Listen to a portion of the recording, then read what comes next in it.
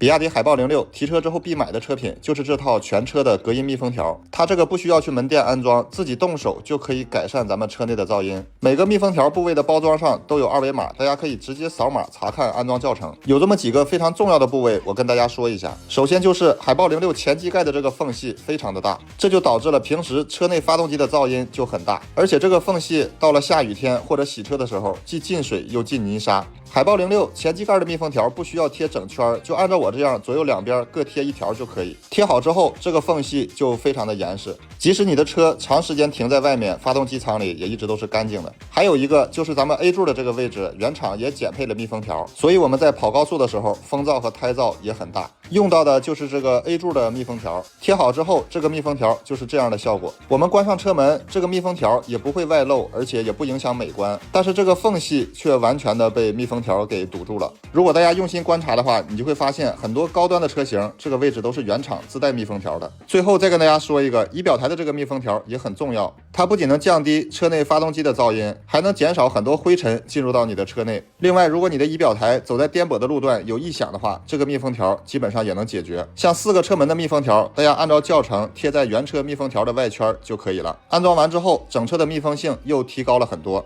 关门的声音也比之前更厚重了。如果你也觉得你的比亚迪平时的车内噪音比较大，这套密封条可以赶紧安排起来了。